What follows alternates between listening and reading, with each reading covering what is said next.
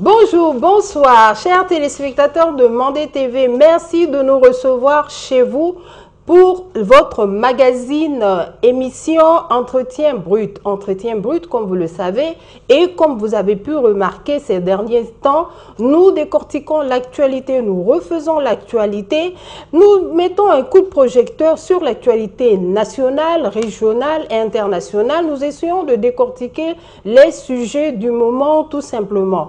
Et en même temps, téléspectateurs de Mandé TV, j'ai le plaisir, l'honneur de vous informer, de passer ce message, de vous dire que dorénavant, vous aurez à peu près 3 têtes sur le plateau de Mandé TV. Ce sont des confrères qui se joignent. Maintenant, vous aurez un trio pour pouvoir animer, pour pouvoir parler, décortiquer et donner leur avis sur ce plateau-là, notamment Entretien Brut. Donc, aujourd'hui, on aura comme thème, évidemment, l'actualité.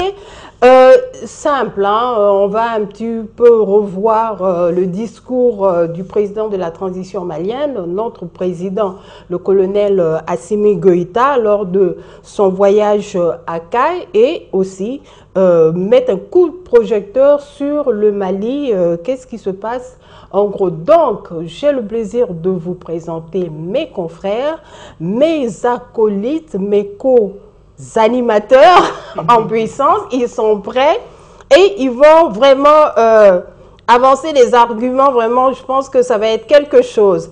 Alors, le premier, tout simplement, Moussa Oulé Traoré, journaliste et correspondant de Média Guinée. Merci d'être sur le plateau. Oui, merci beaucoup.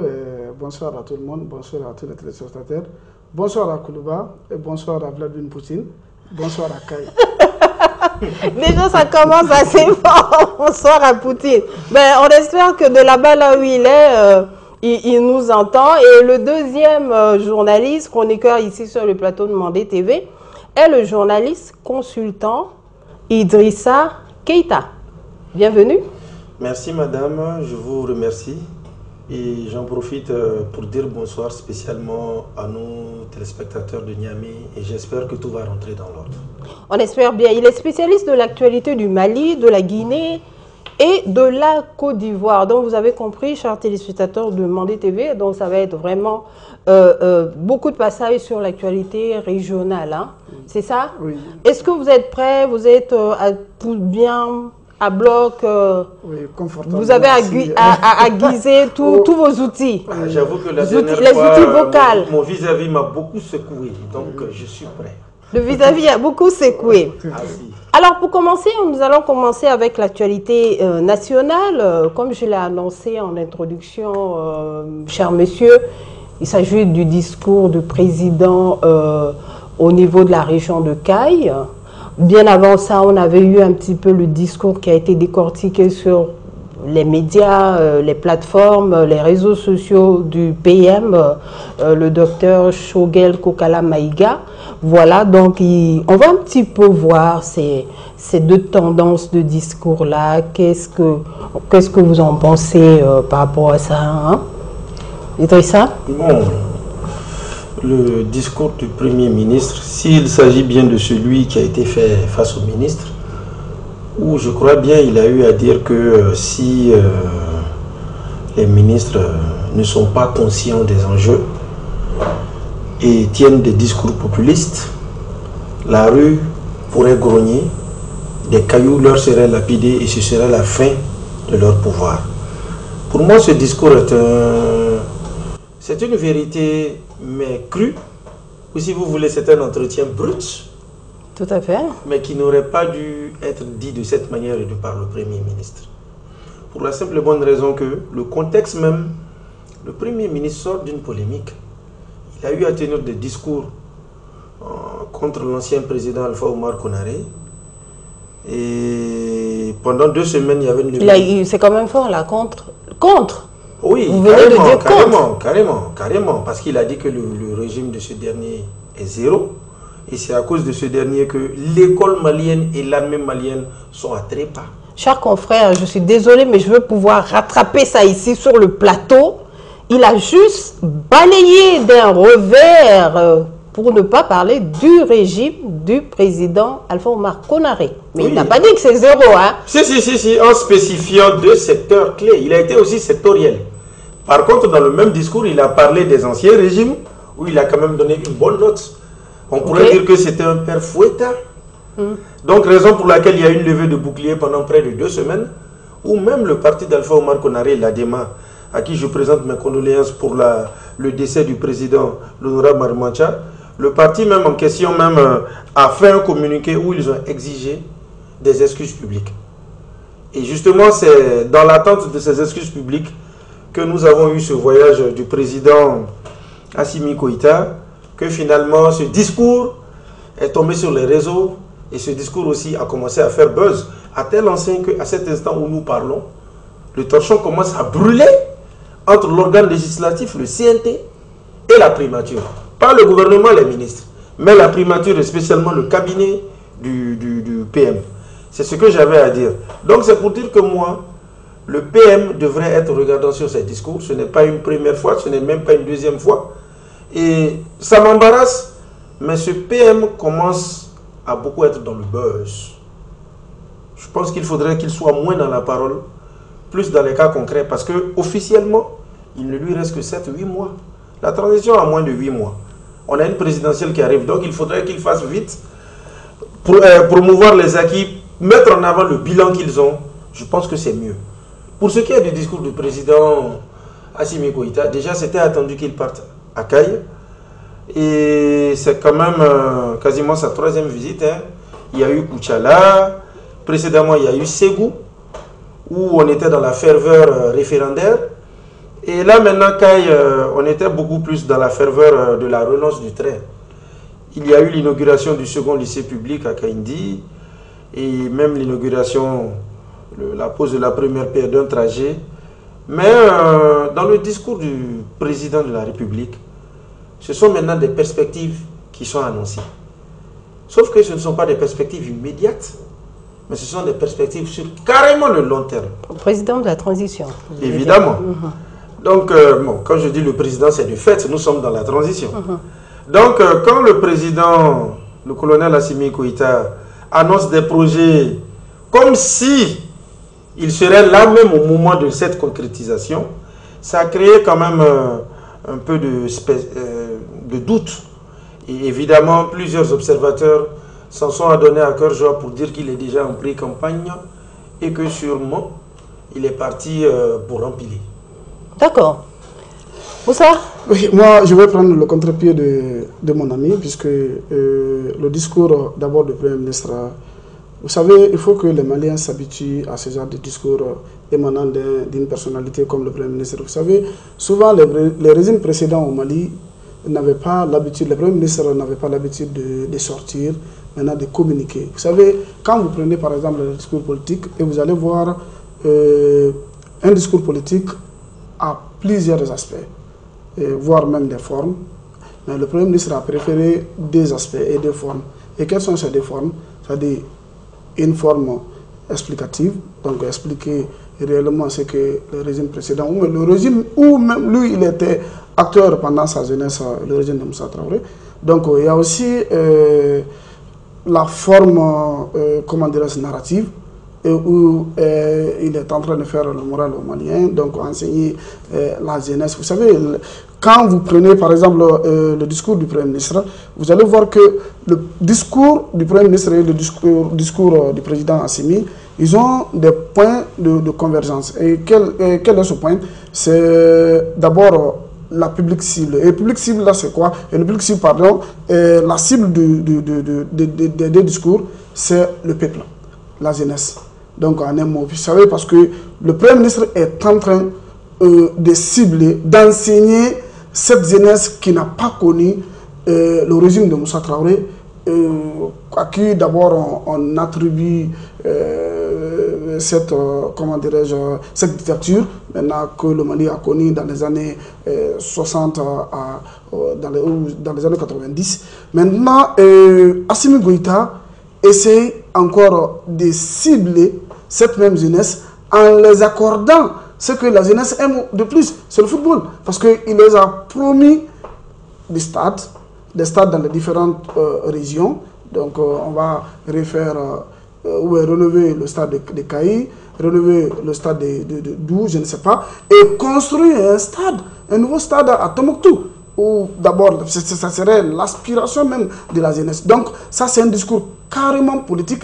Est-ce que nous sommes en train de voir Assimi Goïta dans l'après-campagne? Parce que actuellement, c'est les langues, c'est délire actuellement dans la sous-région. Beaucoup de personnes se disent, s'interrogent.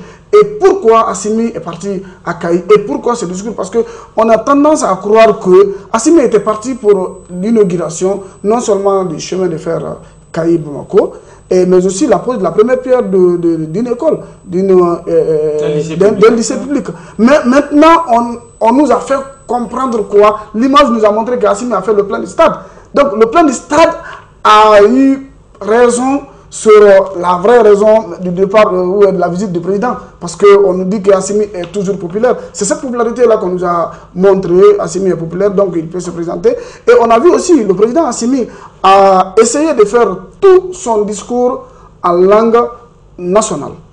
Ça aussi, il faut comprendre l'aspect. Et pourquoi le président n'a pas... Parce qu'on dit que toutes les langues sont officielles au Mali. La nouvelle constitution. Cela veut dire qu'à partir du discours du président, la promulgation même de la constitution, nous allons en venir tout à l'heure, le Mali est rentré dans la 4e République. Donc, en commençant par le discours du président de la République.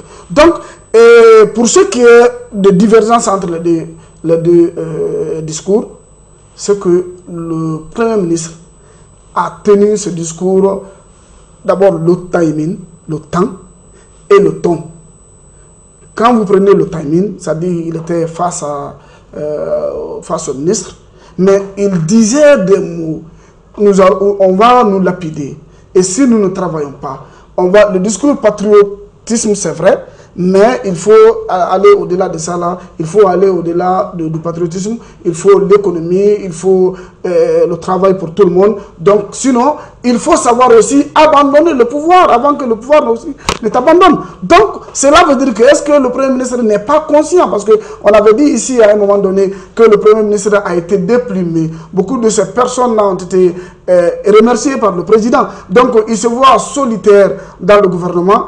Il lance des pics auprès de ses détracteurs, ceux qui pensent que le Premier ministre doit aller, parce qu'on est en train de lui mettre la pression pour démissionner, et il ne peut pas être Bandaou que je ne démissionnerai pas, mais il sait quand même que beaucoup de choses aussi adviendra si il ne fait pas attention. Donc il est en train de montrer aux Maliens, une fois l'objectif acquis, peut-être il sera remercié, ou bien il est en mal posture dans le gouvernement, il peut être démis de ses fonctions à tout moment. C'est ce message que le Premier ministre voulait lancer aux Maliens à travers son discours, puisque ce n'est pas que le discours seulement, ce n'est pas l'explication seulement que le Premier ministre, mais le Premier ministre, parce que c'est un politicien, il faut se dire la vérité, le Premier ministre Choguel Kogala Maïga est un politicien, est un fin politicien, donc il est doué dans la politique, il connaît très bien qu'est-ce qu'il faut et il sait placer les mots là où il faut les placer.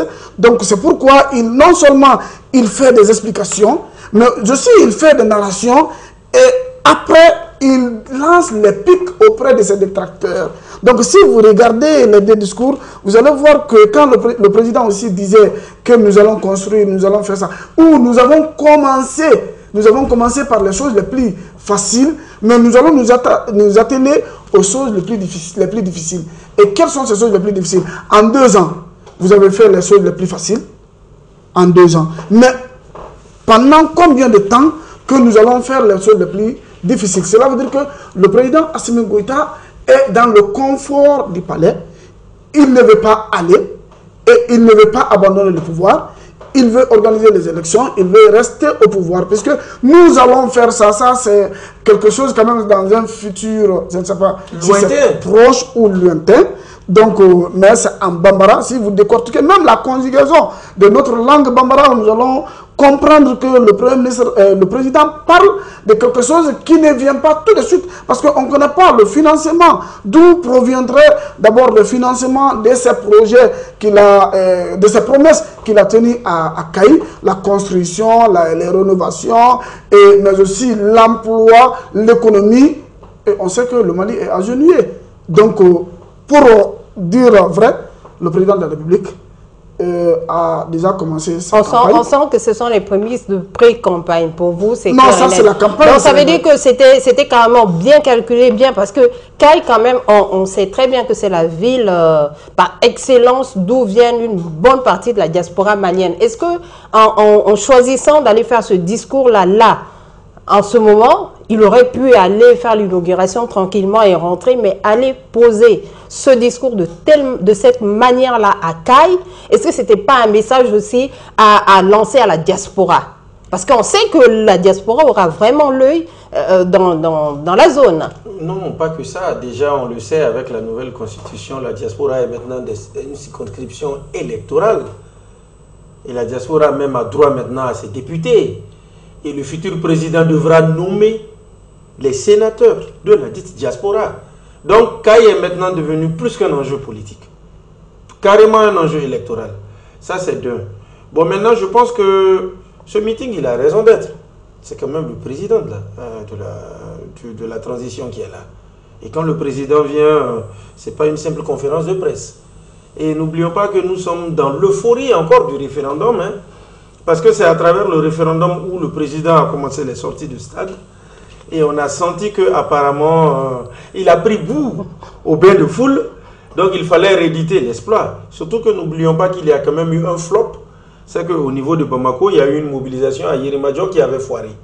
Et c'est justement à travers maintenant la Kayisienne la plus en vue, Miss Batoulignan, qu'ils ont pu redresser la barre. Donc évidemment à Kayi, au-delà des inaugurations qui comptent beaucoup, du lancement du train qui vraiment a fait énormément de mal à plusieurs contrées du Mali et qui va faciliter le déplacement des personnes. Mais attention, est-ce que le train d'abord a été lancé? Parce que il faut regarder, nous n'avons jamais vu, en tout cas moi quand même je n'ai pas vu l'image de l'inauguration où le président à bord du train, maintenant qui bouge actuellement. Est-ce qu'on a communiqué sur la rouverture de ces gares? Est-ce que combien de gares on a fait la communication sur quelles sont les gares qui ont été redressées et quel est l'état du rail aujourd'hui de Bamako? Est-ce que le train va aller jusqu'à Koulikoro comme auparavant? On n'a pas fait la communication là-dessus. Donc je suis désolé. Le président était parti pour la campagne. Je connais les parlementaires du CNT qui ont pris le train de Bamako jusqu'à Kayi. Et pour le moment, on est encore focalisé sur la première région. C'est un bébé qui vient de naître. Ne soyons pas pressés d'aller à l'adolescence. Il doit d'abord marcher, il doit faire les 4 pattes et il doit quitter le biberon. C'est après qu'on pourra parler de Koulikoro, ainsi de suite. Là, le focus, c'est la première région, c'est Kayi, c'est le Khasso. Et comme on dit, la cité des rails. Donc, le président aussi, on l'a longtemps reproché. Il est calme, il ne parle pas, il est trop dans le confort du bureau. Contrairement quand même à son homologue du Burkina. Oui, mais pourquoi il ne parlait pas au début et que c'est là où pratiquement la transition va finir? Pour moi, nous sommes justement à la fin de la transition. Il est l'heure de faire un bilan. Il est l'heure de présenter quelque chose au peuple. Et actuellement, les choses parlent pour lui parce qu'il y a, comme je l'ai dit, l'inauguration de l'industrie Comatex. Et ensuite, il y a le train qui vient d'arriver. Il y a l'école de guerre. Il y a quand même un bilan, hein. Il y a assez de choses qui sont là. Un train fantôme. Non, mais comme je l'ai dit, le train ne peut pas être fantôme parce que quand même, je connais des parlementaires qui ont pris. Est-ce qu'on a communiqué combien de fois le train va faire le trajet à Bamako-Kayi? Est-ce qu'on a communiqué? Tout a été communiqué, même les prix. Exactement. Sont officiels. Exactement. Il y a eu quelques retards et nos citoyens se sont plaints de ça. Mais quels sont les villages qui ont été retenus pour l'égard est-ce qu'on a communiqué là-dessus? Je vous tout est connu. Je vous ai dit qu'il y a la grille de prix. À travers la grille de prix, au lieu de vanter, le président a eu tort, au lieu de vanter que nous allons construire, nous allons rénover, nous allons faire ceci. Il aurait dû accentuer son discours sur le train et la construction du lycée moderne. Je suis désolé, un président, quand ça ne parle pas que des infrastructures, ça parle de l'actualité. Ça parle de perspective. Il est parti dans la vocation de l'inaugurer et de faire la première pierre. Oui, ce sont les actes à poser. Oui. Mais ce qu'il a à dire, ça ne se limite pas qu'à cela. Mais pourquoi tant de promesses à Kaï? Parce que l'objectif de sa visite, c'était pas comme ça. C'est pas quand même des promesses vaines. Mais ces promesses, c'est pour dire qu'il est visionnaire. Pour l'instant, on l'accorde le bénéfice du doute. Et moi, j'insiste sur ce point. À 8 mois de la fin, à 7 mois de la fin de cette transition, et vous faites des promesses fallacieuses. Mais je crois que quand on est à la fin d'une mission, on fait quand même son bilan. Et puis, je voulais ajouter une chose là. Le président, quand même, la loi électorale l'autorise à être candidat. Il est des forces armées et la nouvelle loi électorale dit que quiconque est des forces armées aurait des envies électorales ou présidentielles ou législatives peut démissionner 4 mois avant. Oui. Donc, je vous invite à attendre le mois d'octobre-novembre pour voir qui démissionnera, pour que nous puissions vraiment trancher et se dire que, évidemment, c'est parti pour la candidature de Assimi Goïta.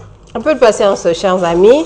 Donc, pour ce faire, on va aller tout de suite, c'est déjà lancé, on a déjà ébréché un petit peu le sujet sur la promulgation de la nouvelle Constitution.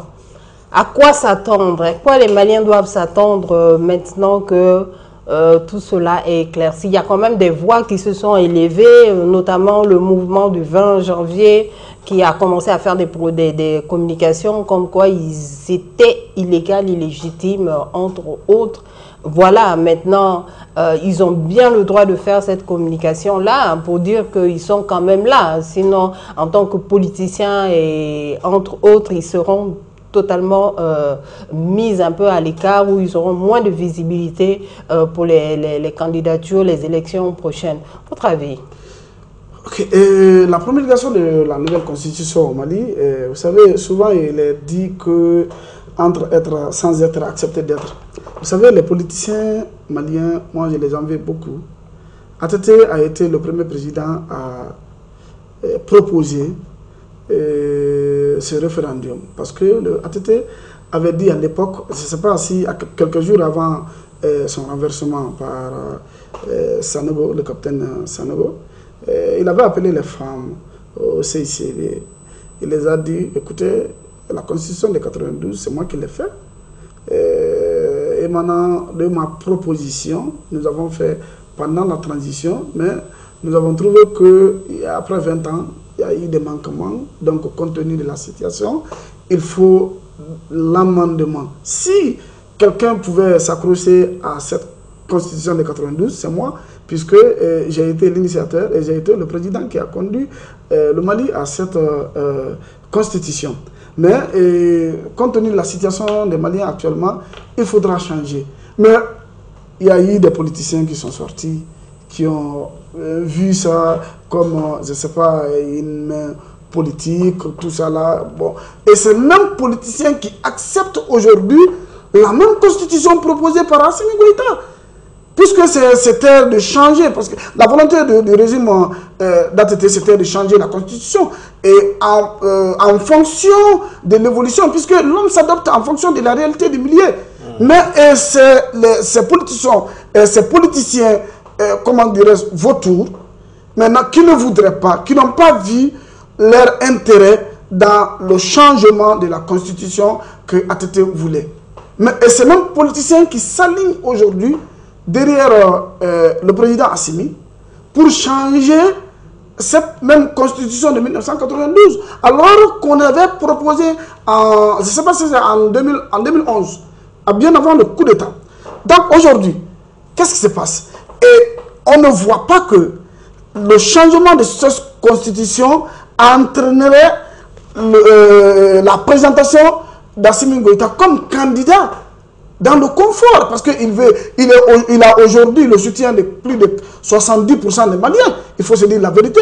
Assimi est plébiscité aujourd'hui. Un sondage que je ne sais pas comment vous êtes arrivé à le faire, mais bon, c'est quand même à vérifier. Non, non, même si ce n'est pas à vérifier. Il est populaire, ça, on l'a compris. Oui, Assimi aujourd'hui est plébiscité par un bon nombre de Maliens, même s'il y a certains politiciens maintenant qui ne veulent pas s'assumer, qui ne veulent pas parler. Mais aux yeux sur de tout le monde, Assimi a changé quand même la constitution. Assimi serait candidat et cette constitution a été promulguée par la Cour constitutionnelle et c'est fini. Le Mali est rentré dans une nouvelle phase, celle de la 4e République, donc qui verra un président Assimi Goïta. Quand même, ce que je pouvais dire en ce moment, et ces mêmes politiciens qui sont en train maintenant de parler aujourd'hui que vraiment il y a Anguille Roche parce que Assimi il voit la main noire du président ou du palais Koulouba, il voit aussi beaucoup de choses qui sont en train aussi de se passer, mais ce que je voudrais dire à ces politiciens est que c'est fini, la constitution est déjà close, mais ce qui est regrettable quand même, une partie aussi du Mali n'a pas effectué, maintenant n'a pas participé au changement de cette constitution Kidal. Il faut se dire la vérité.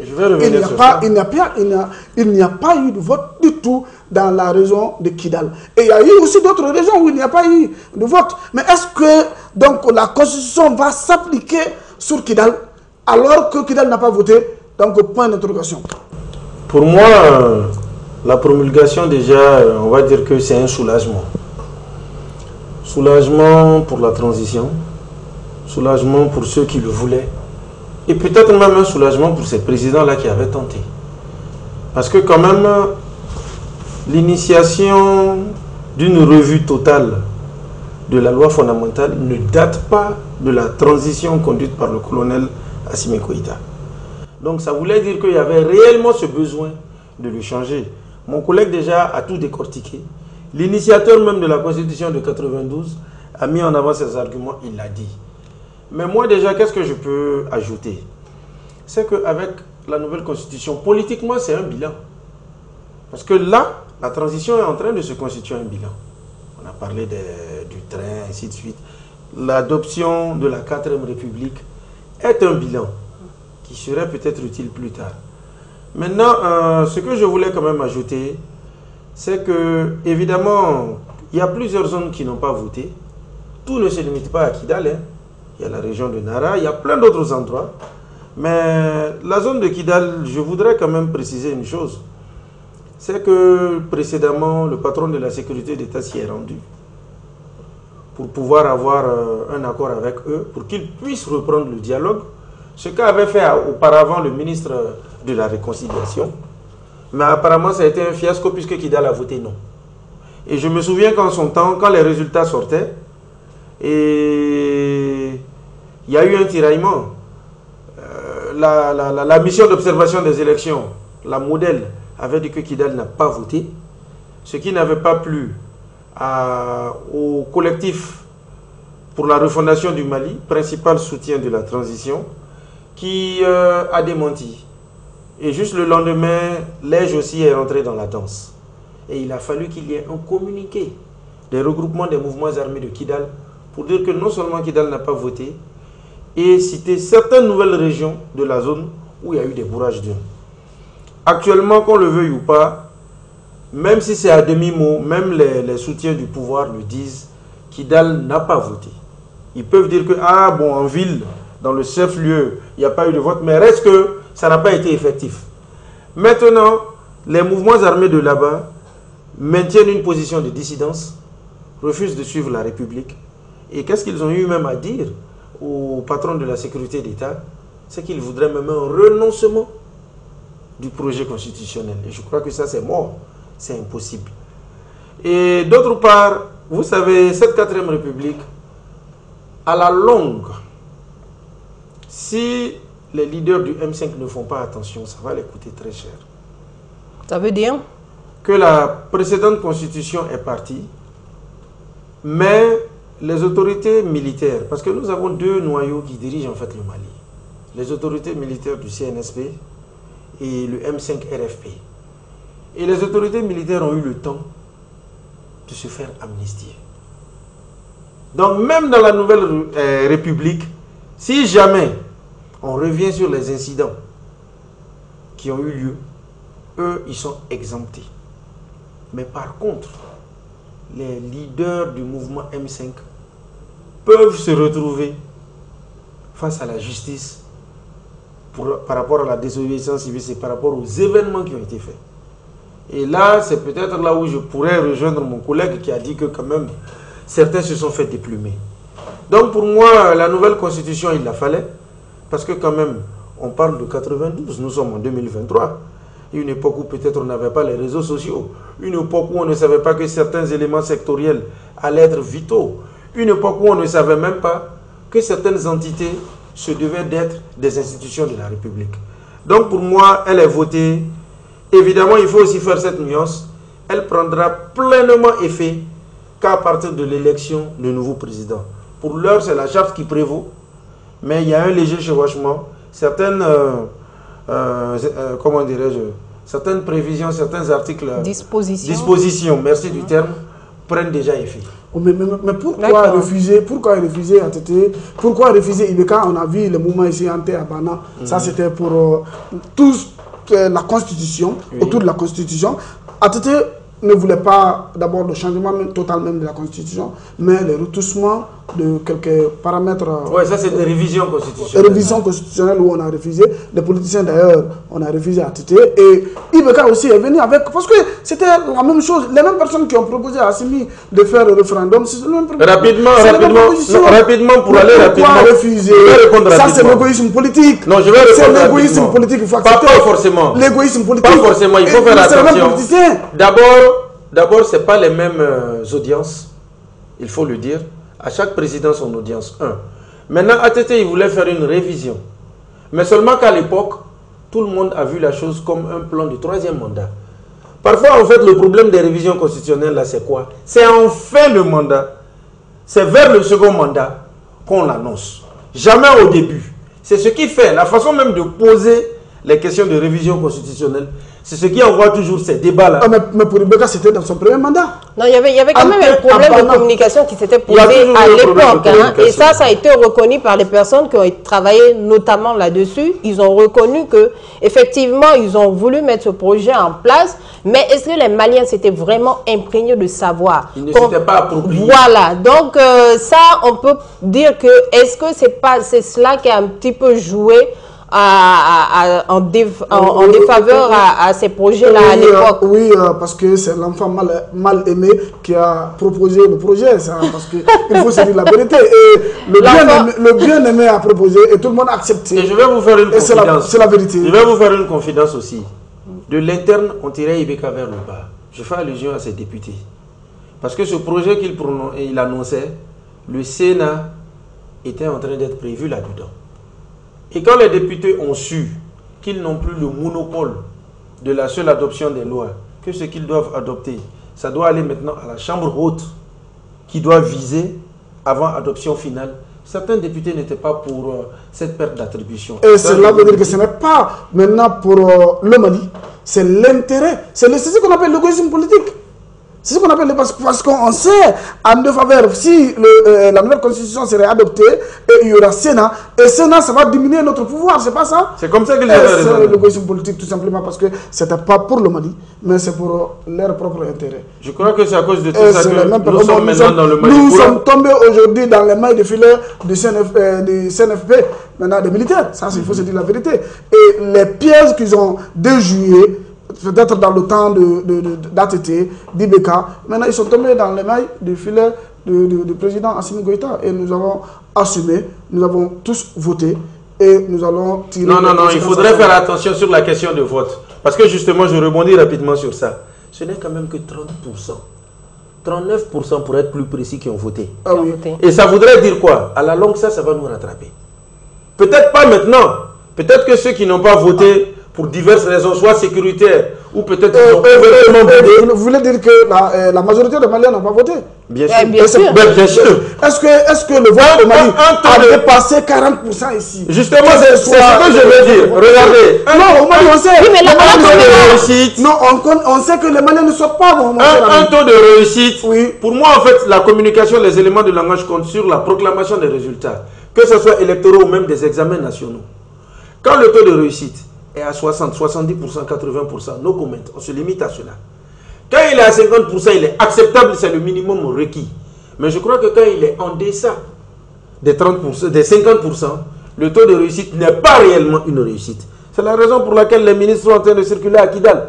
Parce qu'ils savent que Kidal, jusqu'à présent, refuse la République. Et ils savent que ce gros pourcentage d'échecs, ça peut les rattraper aux prochaines élections. Et c'est justement la raison pour laquelle la grande majorité n'a pas voté. On fait avec, mais soyons prudents, car il pourrait y avoir un réveil plus tard. Est-ce que ce sera aux prochaines élections? Est-ce que ce sera avec le prochain président? Je ne le sais pas, mais nous avons quand même du lait sur le feu. Tout à fait. Alors, chers confrères, on va essayer d'avancer. Il y a un sujet aussi qui a vraiment fait écho et qui fait toujours écho d'ailleurs, c'est le dossier, l'affaire CSDM. Alors, sur le plateau d'entretien brut, il faut qu'on soit clair. On ne vient pas pour dire le camp X, Y. Mais on a besoin de traiter ce sujet-là parce que ça concerne la diaspora. Et il faudrait qu'on fasse cette analyse par rapport à la diaspora. Le CSDM, on ne rentre pas dans les grands dossiers. La justice fera son travail. J'ai cru comprendre que M. Aïdara, en tout cas en train de porter ce dossier-là à la justice, il ne s'avoue pas vaincu pour dire les choses clairement. Mais il y a un fait quand même, c'est la diaspora. C'est la diaspora, cette diaspora, on n'a pas beaucoup entendu. Qu'est-ce qui se passe? Est-ce que le CSDM était déjà en mauvaise posture avec la diaspora? Il faut se poser cette question aussi. Parce que M. Aïdara, disons le CSDM, quand ils ont fait leur communication, beaucoup de communication sur les actions qu'ils ont posées, les actes qu'ils ont posés, mais derrière la diaspora, elle reste muette. Ça veut dire quoi? Vous savez, le quiproquo entre Baïdi et M. Aïdara, vous savez, comme vous l'avez si bien dit, nous ne sommes pas là pour soutenir un camp au profit de l'autre, parce que c'est une actualité et c'est une analyse pour que la diaspora puisse être édifiée et par rapport à ce qui se passe aujourd'hui au sein de cette institution de la diaspora. Donc une faction, il y a le Haut Conseil malien de la diaspora, mais il y a aussi le CSDM qui est un organe aussi de la diaspora. Vous savez, moi, nous avons fait l'effort et nous sommes rentrés en contact avec les deux protagonistes. Et nous avons compris par là que M. Baïdi avait porté plainte, et pas contre Aïdara, mais contre le ministère de l'administration des territoires, et qui a délivré des récépissés, maintenant du même nom, de même association. C'est chose qui est contraire à la loi malienne. Donc M. Baïdi, fort de son argument, avait porté plainte contre le ministère. Et il est sorti victorieux, donc, et la Cour suprême lui a donné la raison, donc en suspendant le récépissé qui a été modifié, c'est-à-dire l'ancien récépissé qui a été modifié. Il faut savoir que la même personne qui a signé le premier récépissé, c'est la même personne qui a signé le deuxième récépissé. Mais malheureusement, lui, il n'est plus, il est décédé. C'était le secrétaire général du ministère de l'administration des territoires. Au moment des faits. Au moment des faits. D'abord, Baïdi a porté plainte, il a eu gain de cause. Je suis allé vers les deux protagonistes. J'ai eu Aïdara. Lui aussi, il a ses arguments, parce que, il reconnaît quand même que, d'abord, le récépissé qui était à son nom a été mis en cause. Donc, le tribunal a statué selon le récépissé modifié et non le récépissé original, donc le récépissé qui a vu d'abord l'installation du bureau du CSDM. Mais, sauf si que M. Baïdi a pris les choses en main et il a désormais un bureau. Mais, comme on dit toujours, ne t'avoue jamais vaincu devant un adversaire. C'est cette fameuse citation que M. Aïdara est en train de faire actuellement, puisqu'il ne se laisse pas faire. Avant-hier, j'ai appris qu'il avait porté plainte contre M. Moutagaba, qui est le vice-président, le premier vice-président d'ailleurs de M. Baïdi, donc au tribunal pour les injures et diffamations. Mais sauf si que le tribunal aussi a statué sur l'affaire. Même M. Baïdi disait quand même que lui, il n'a pas porté, parce que l'affaire là n'est pas entre Haïdara et lui. Lui n'a jamais porté plainte contre Haïdara, et il n'en veut pas à Haïdara. Et tout ce qu'il veut, c'était de rétablir la justice, et c'est ce qui est fait. Donc, il n'a rien à voir. Mais il souhaite quand même que tous ceux qui étaient avec Haïdara puissent rejoindre le camp. Il n'a pas contre ses anciens collaborateurs qui étaient avec Haïdara. Donc il tend la main même à Haïdara de venir à la raison, de ne pas amplifier aussi les choses. Mais il y a aussi d'autres camps qui disent que non, non, il n'y a pas de problème, il y a des voies de recours, que nous allons attaquer la Cour suprême, il y a tout ça là. Donc ça veut dire tout simplement la diaspora, une partie de la diaspora, vous savez, parce qu'une bonne partie de la diaspora se retrouve dans cette institution du CSDM et qui ne sait pas d'abord qui a gagné ou qui n'a pas gagné, mais on le saura le moment venu. Exactement. À quel sens vous vouez dans les prochains jours? Et vous, le silence de la diaspora, en gros? Bon, vous savez, il faut comprendre une chose. Hein. C'est une guerre entre les leaders des entités de la diaspora. Pas de la diaspora, en fait. Parce que si c'est la diaspora, je crois qu'on allait voir plein de vidéos de Maliens à travers le monde qui allaient vraiment s'exprimer. En tout cas, je n'en ai pas eu connaissance. Mais je constate que c'est entre les leaders. Il faut d'abord savoir que, tout d'abord, le CSDM lui-même, il est né des entrailles du Haut Conseil des Maliens de l'extérieur. Et quand le CSDM est né, en tout cas, celui qui était le plus visible, du fait de son omniprésence dans les médias, c'était Haïdara, Chérif Haïdara, Mohamed Chérif Haïdara. Et ça lui a donné une longueur d'avance. Et il a réussi à mobiliser à travers une chose. Depuis 1992, les Maliens de la diaspora étaient censés avoir des députés. Et d'ailleurs, ça aussi, c'est à mettre au compte de la transition pour l'éventuel futur candidat entre eux, oui, qui pourrait changer, aller au boubou. Donc, cette situation, déjà, l'a permis de se booster, d'être au devant des choses. C'est vrai que maintenant, à l'interne, il y a des divergences de vues. On peut même parler de fautes graves. Parce que ça fait un peu penser au foncier.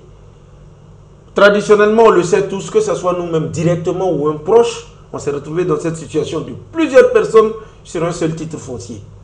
Et là, on se retrouve avec un doublon signé de la même personne, qui bien sûr n'est pas là, mais quand on regarde les décrets, on regarde les cabinets, on peut savoir qui était là à l'époque, qui est vivant, qui n'est pas vivant. Ensuite, comme on l'a dit, la justice va trancher. Vous savez, tant que la Cour suprême n'a pas tranché une question, ça reste toujours ouvert. Et comme on le sait, présentement, je l'ai vu dernièrement sur plusieurs médias, et non des moindres, le monsieur Chérif Haïdara a beaucoup été plus visible que son adversaire. Bon, maintenant, quant à ce que son adversaire Baïdi l'invite à ce que Haïdara le rejoigne, je pense que c'est mal connaître l'homme. Parce que s'il y va, ce ne sera pas pour être président.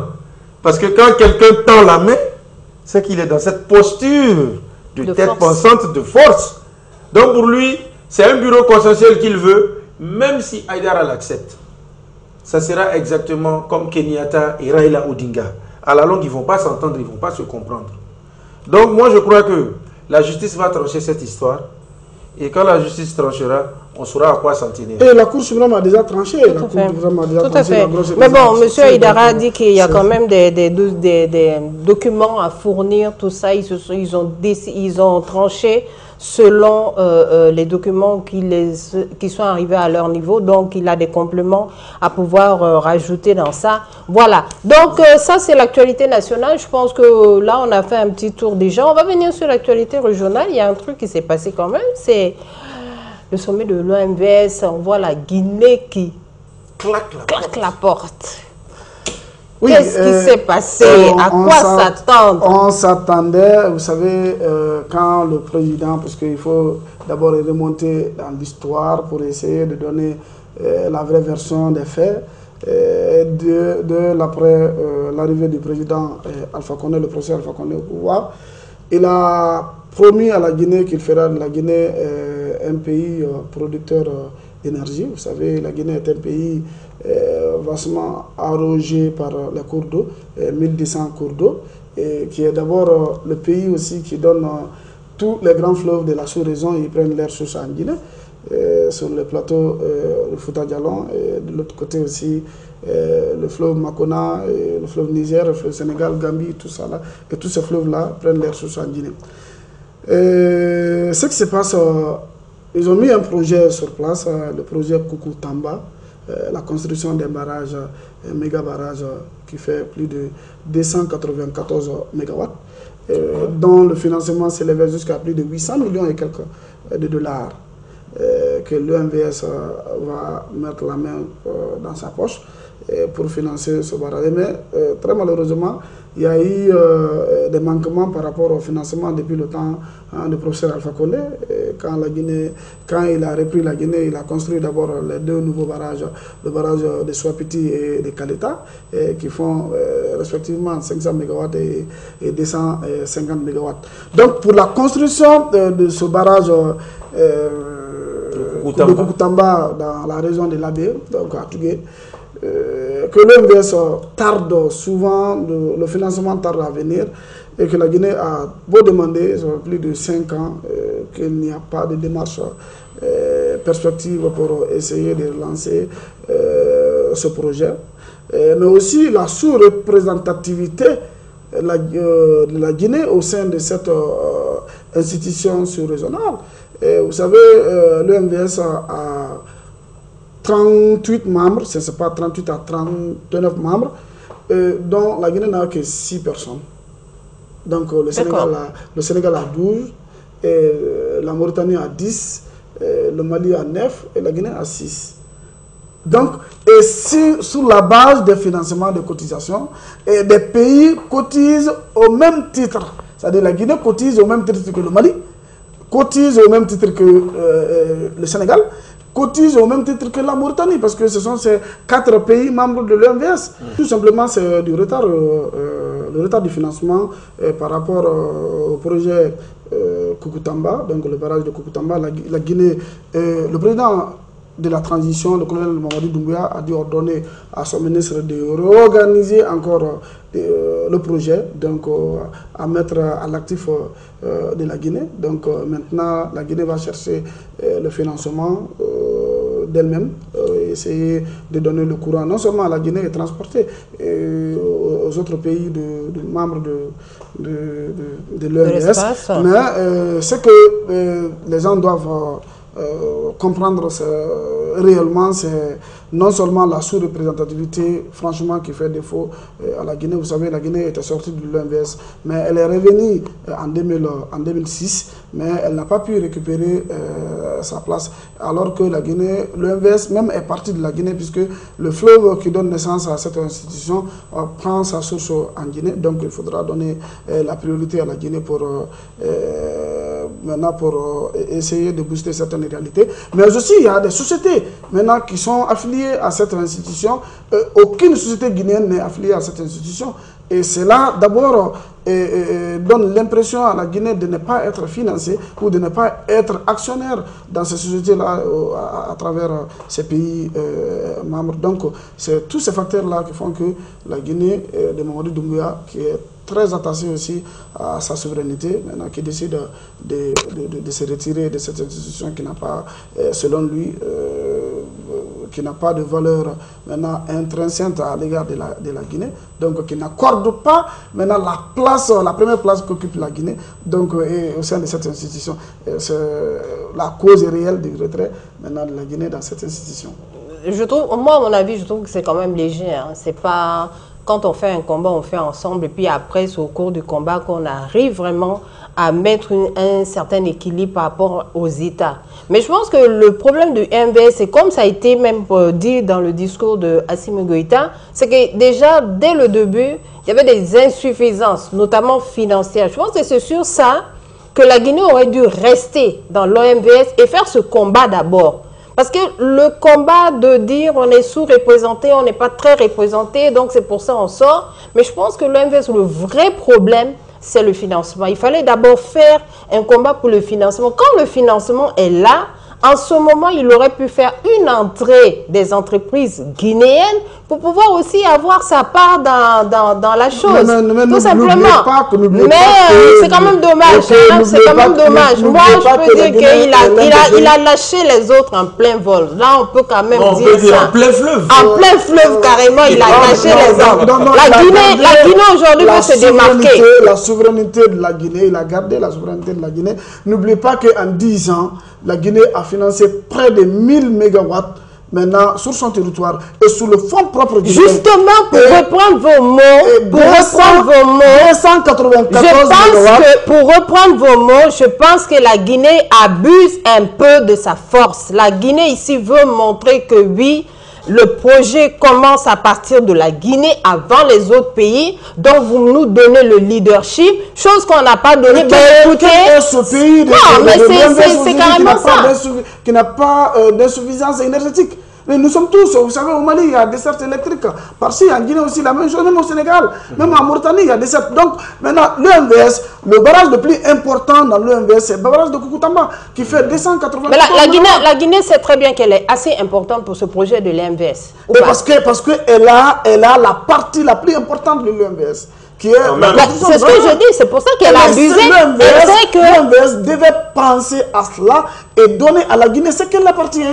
Ce qu'elle appartient. Oui. Ben là, si elle sort, qu'est-ce qu'il appartient en ce moment? Maintenant, la Guinée va faire le cavalier seul et trouver le financement, financer seul et distribuer le courant aux autres pays de la sous-région. Oh, ben dis donc. En fait, Madame Falima, vous savez, la Guinée fait exactement ce que le Mali fait avec la MINUSMA.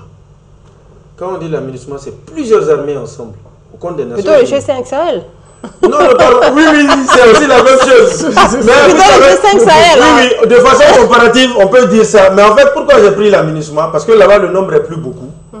Et en fait, quand on se débarrasse de ceux-là, maintenant, qu'est-ce qu'on priorise? C'est le B2B, les relations bilatérales. La Guinée, j'avoue, le colonel Mamadou Doumbia est vraiment regardant sur les intérêts de ce pays. Vous savez, il y a un projet qui patinait. Une prochaine fois, quand on va parler des mines, on va toucher à ça. On va revenir là-dessus. Donc, on reste toujours en Guinée. Oui. Je veux dire qu'il y avait le projet Simondou qui a patiné, qui a même fait le buzz, où il y a même eu des arrestations, même en justice internationale.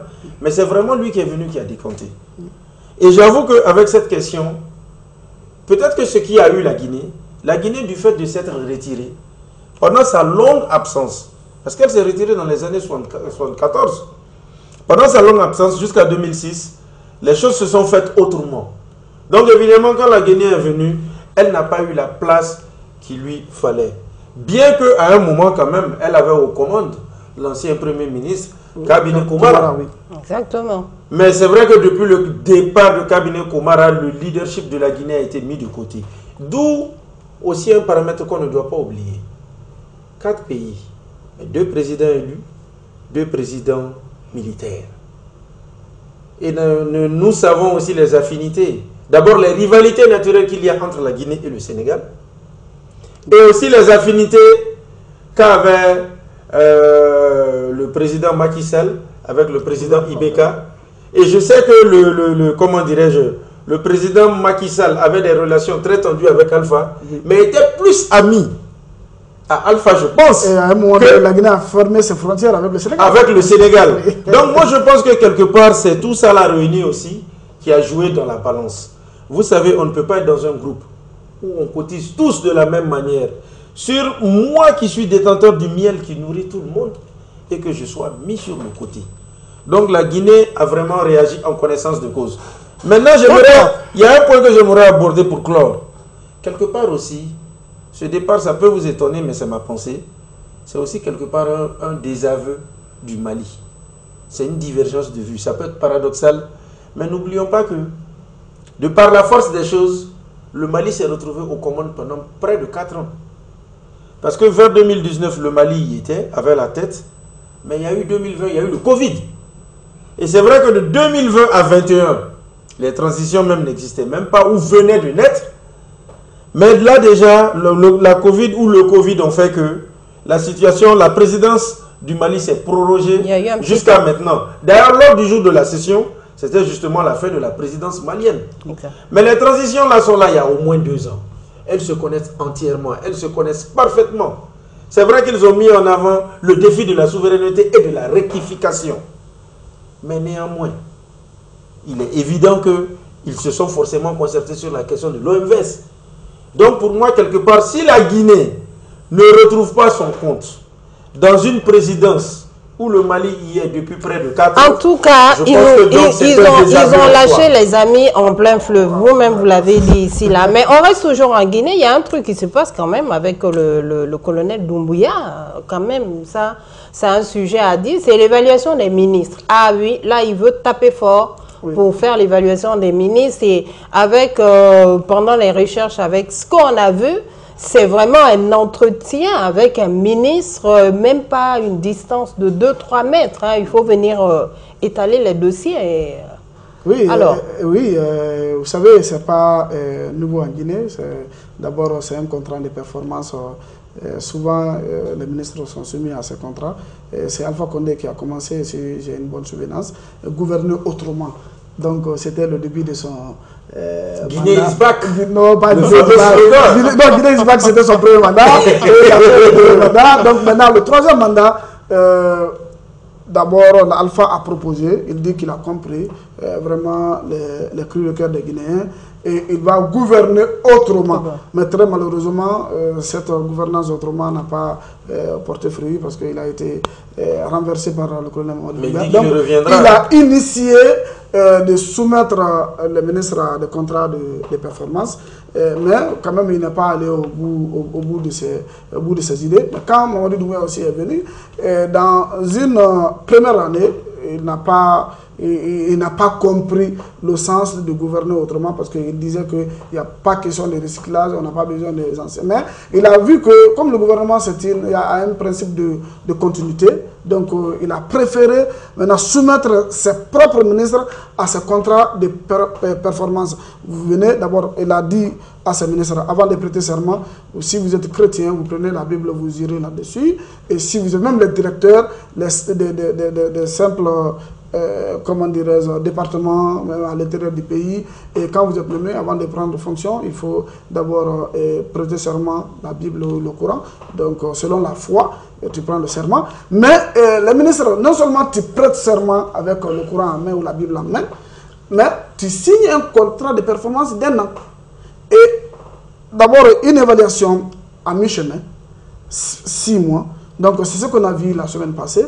Après 6 mois, c'est le passage de l'infatigable ministre Maurice Sanda, le ministre des Affaires étrangères qui est actuellement en Russie, donc pour représenter le président de la République. Mais il a fait le passage, c'est devant qui? Pas le président de la République, mais le Premier ministre. Cela veut dire que Doumbouya donne la latitude à son Premier ministre maintenant de mettre la main sur ses ministres. Puisqu'on a vu dans les autres pays où le Premier ministre n'en parle pas, par exemple ici au Mali, on en parlait, on dit qu'Assimi est décapité, Kogala Maïga est décapité, il n'a plus, il n'est pas de l'ordre. Est mise en minorité. Est mise en minorité. Tu as même oublié quelque chose avant que tu ne continues. Oui. C'est que le Premier ministre actuel, Dr Bernard Goumou, a remplacé un certain Mohamed Biavou, qui justement a démissionné parce qu'il ne mettait pas la main sur ses ministres. Il l'avait fait savoir. Il s'était retiré, après il est revenu et finalement il a claqué la porte. Il a claqué la porte. Donc maintenant, Bernard Goumou était face à ses ministres pour les évaluer. Et les évaluations aussi, les résultats sont toujours, puisque après les évaluations, le Premier ministre Bernard Goumou, il a donné le résultat au président de la République et les ministres les plus tocards, les plus médiocres, c'est de remercier tout simplement. Donc en Guinée, on est parti sur une nouvelle base et nous voulons aussi que ces mêmes choses seront ici au Mali. Maintenant, soumettre les ministres à des contrats de performance, à 6 mois, on t'évalue de ça. Après, maintenant, si tu es médiocre, on te met à la porte. Donc, c'est ce qui est là, parce que tu ne viens plus maintenant avec le budget de souveraineté, quoi, parce qu'on a vu, il y a des clashs maintenant au Mali, où on est en train de dire que... On aura, quand le dossier sera plus fourni, sûrement qu'on va revenir sur cela, oui. Moi, déjà, ce que j'avais à dire, un contrat de performance, c'est une bonne chose. J'avais fait le constat l'année passée, précisément en 2022. Mais il faut savoir que, évidemment, pourquoi est-ce que même la question est venue depuis Alpha Condé? c'est qu'à un moment, le président s'était rendu compte qu'il a des ministres qui, durant tout leur mandat, 1 an, 2 ans, parce que Alpha pratiquement ne changeait pas, hein. La preuve, il a fait son premier mandat avec un seul premier ministre, oui, qui après a été reconduit. Oui. C'est que qu'est-ce qui se passait? Certains ministres n'arrivaient jamais dans certaines directions qui leur sont rattachées. Et c'était de façon très gigantesque. C'est-à-dire c'était l'essentiel de ces ministres qui le faisaient. Donc c'est pour pouvoir redresser la chose. Ils ne pouvaient pas accepter que certains ministres même n'avaient même pas la réalité de leur direction. Donc c'est pour pallier à cela qu'il est venu avec ce système. Maintenant, vous savez, Doumbia, évidemment, quand une transition naît dès le départ, on ne peut pas penser à ça. Parce que quand une transition prend forme, il y a le fameux bras de fer avec la CEDEAO. Pour preuve, nous avons vu qu'au Niger, la CEDEAO a haussé le ton dès les premiers bruits de bottes. Et il faut contenir ça. Il y a le défi macroéconomique parce que certains partenaires ferment la porte. Donc, maintenant là, on va dire que le président Doumbia, il est assez huilé. Il est à quasiment 2 ans aux affaires. Et pratiquement dans son gouvernement, il n'y a pas eu de réel remaniement. Je peux dire que peut-être sur une équipe de 30 personnes, peut-être qu'il y a au moins 4 ou 5 qui sont partis. Donc 80-90% des ministres sont là. Maintenant, mon collègue a quand même dit quelque chose. C'est que le tout premier ministre de la transition, Dr Mohamed Beavogui, avait cette difficulté. Des ministres lui faisaient défiance et refusaient sa tutelle. Il a voulu la faire smart, il s'est retiré un moment pour faire afficher son désaveu. Après, il est revenu et finalement, bon, il a carrément claqué la porte. Maintenant, c'est vrai que celui qui est là quand même déjà, c'est quelqu'un du gouvernement, du temps de Mohamed Beavogui. Donc c'est un avantage, il connaît déjà chacun. Maintenant, il a la tête. Évidemment, c'est un jeune et parfois une partie de l'opinion pense que c'est quelqu'un qui ne peut pas faire les affaires. Parce que bon, on s'est beaucoup habitué à avoir des premiers ministres essentiellement politiques. Ou qui font... Un technocrate à la tête... voilà. Or, pourtant, c'est un manager avéré. Il est à la tête d'une grosse boîte d'assurance en Guinée. Et donc, au fil du temps, le président aussi, parce qu'il joue, le président a une communication. Nous sommes là pour passer la main. Et nous ne sommes pas là pour nous maintenir au pouvoir. Donc, évidemment, le pouvoir, par moment, n'aime pas canaliser les choses autour de sa personne. Donc évidemment, ce système qu'on voit où chacun vient devant le Premier ministre, c'est une logique des choses. Chacun aura en tête, exception faite des ministres d'État, qui eux vraiment leur tutelle directe c'est le président. Chacun saura que désormais, il devra passer par le Premier ministre. Et chacun saura que désormais, il devra être suivi de près. Parce que n'oubliez pas que dernièrement, quand la CEDEAO a fait son dernier sommet, où le général Ambalo a passé la main au président du Nigeria, la CEDEAO disait qu'elle n'est pas d'accord, que les médiateurs n'arrivent pas à venir dans leurs pays respectifs et qu'ils ont l'impression même que les militaires veulent se maintenir au pouvoir et que les chronogrammes patinent. Le seul pays qui a répondu, ça a été la Guinée, pour dire qu'elle est en longueur d'avance sur le chronogramme, que la CEDEAO n'a rien à la dire, voire même à rien à l'apprendre. Et là, c'est le porte-parole du gouvernement et le ministre de l'administration territoriale qui ont haussé le ton. Donc évidemment, à l'international, elle le dit, mais au plan national aussi, la Guinée est en train de montrer qu'elle est au travail, qu'on ne devient pas ministre pour faire semblant de travailler et qu'il faut qu'on rende compte. Et il est aussi important que ce Premier ministre-là ait une certaine force. Parce qu'on a parfois le sentiment que c'est juste un figurant.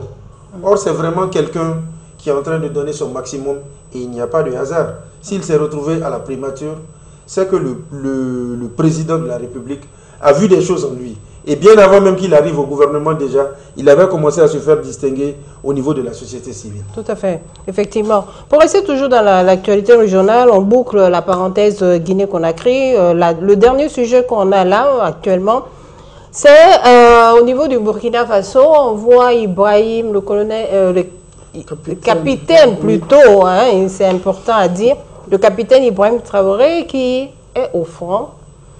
Un supposé Idriss Déby 2. Quel message veut faire passer par là? C'est inquiétant. C'est vrai, si ce n'est pas du populisme, c'est très bon. Un président de la République issu du rang d'un militaire doit aller au front. Un soldat de front? Un militaire, c'est au front. Si ce n'est pas du populisme. Vous savez, généralement, on veut montrer à l'opinion nationale et internationale que, vrai, nous sommes des militaires, mais nous sommes au front. nous voulons libérer notre pays. C'est cette image que le président Ibrahim Traoré veut envoyer maintenant à ces millions de personnes qui le regardent chaque fois. Mais il n'oublie pas aussi que le capitaine Ibrahim Traoré était au front. Il était au front avant même le coup d'État. C'était dans le temps de Damiba. Il était au front. Il est venu. Il a vu que la situation, comme Assimi Goïta, il a vu que la situation n'allait pas. Et il connaît les contours de ce qui se passe au Burkina Faso. C'est pourquoi lui-même, il prend l'initiative d'aller. Mais attention, vous savez, nous sommes en Afrique. Les coups d'État, c'est imprévisible. Et on a vu la situation tendue actuellement au Niger. On ne sait pas d'abord qu'est-ce qui se passe actuellement. Donc, on peut tenter à sa vie au front. Donc, ces détracteurs, même au sein même de l'armée, son entourage. Donc, on peut corrompre quelqu'un de tenter à sa vie. Donc, il doit faire extrêmement attention. Maintenant, si c'est du populisme, il n'a qu'à faire attention. Et si ce n'est pas du populisme, il n'a qu'à garder ses arrières. Puisque nous sommes en Afrique, tout est possible. Okay. Moi, je suis de ceux qui pensent que ce n'est pas du populisme. N'oubliez pas que dès le premier Conseil des ministres, il a ouvertement dit que son salaire de président, il s'en passe. Et contrairement à certains de ses homologues de la sous-région, bien que les défis ne sont pas les mêmes, mais bien qu'il y ait quelques similitudes ça et là, c'est un homme de rang et il est toujours sur le terrain. Et il a toujours été sur le terrain. Quelle que soit ses tâches à la présidence, il n'a jamais oublié le terrain. En plus, il ne faut pas oublier un paramètre très important, c'est que le capitaine Ibrahim Traoré, face au péril sécuritaire, a lancé un appel au peuple.